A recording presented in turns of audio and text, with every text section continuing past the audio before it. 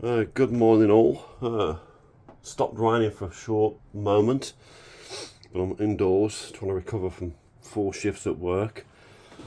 I'm going to tag a little bit on about Rover Metro in this very short couple of minutes. Nice little Rover Metro in Nightfire Red.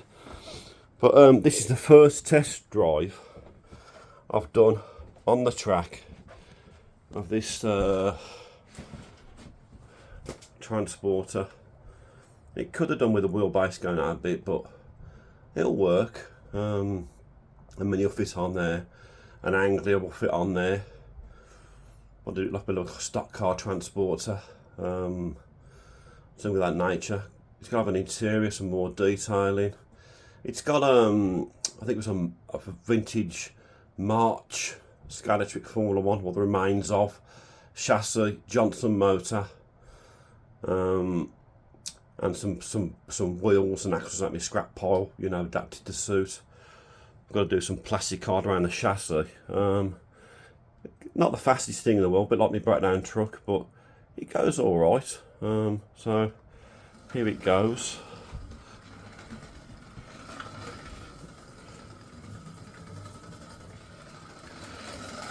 Oh, couldn't keep up with it. A bit shaky camera look.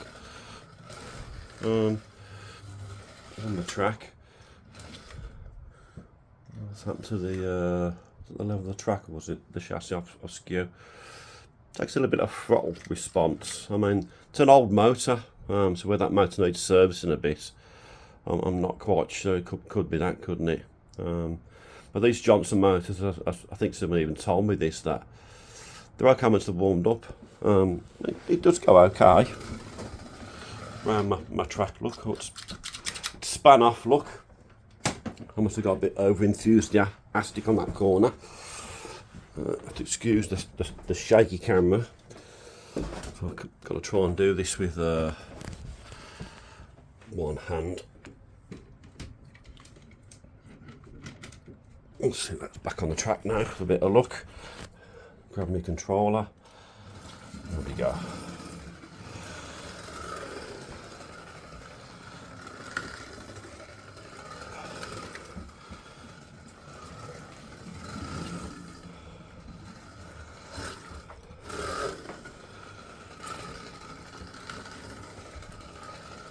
Just a little transporter look.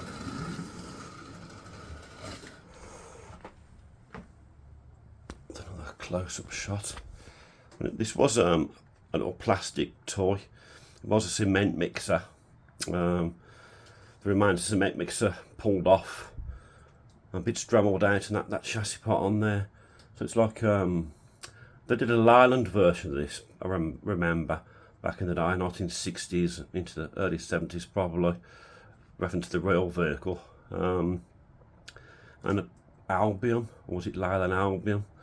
Not quite sure. I'd have to look it up online. That's what the actual cab is based on. I mean, these occasionally will turn up at toy fairs if you're lucky.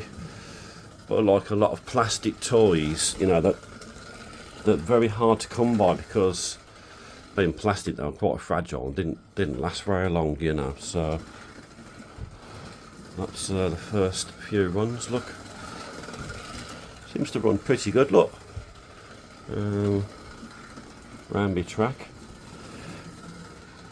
There's that look. And if I show you the underside, there's the Formula 1 chassis. I've got some scrap Lexon blocks. Not Lexon, what I'm on about. Resin blocks, yeah, at my scrap pile. And there we are, look. I'm going to do some like weathering, and it wants something around here that you would have had on the truck, stop the car from slipping forward, and some detailing. But I think that's okay. I don't know how level that's fitting in the chassis. Might have a look at that. You know, it seems to go okay. That. So there we are. Good Friday, and a first run of the transporter. I'll catch you on the next one. Like and subscribe. Have a good Friday, everyone. I thought I'd just add a little bit, my usual disorganised fashion look. I thought I'd just try something on the back of this transport. That's a vintage Airfix Mini, okay. And I just thought I'd try it going around the track, look.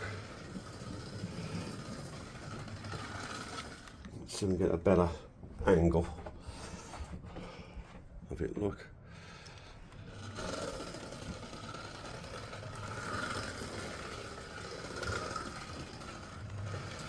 That's what it actually, you could say,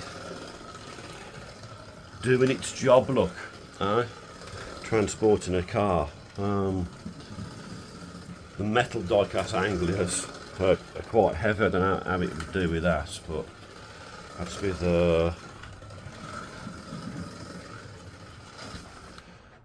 little mini look on the back. It's always awkward, I find, filming and doing these things, look.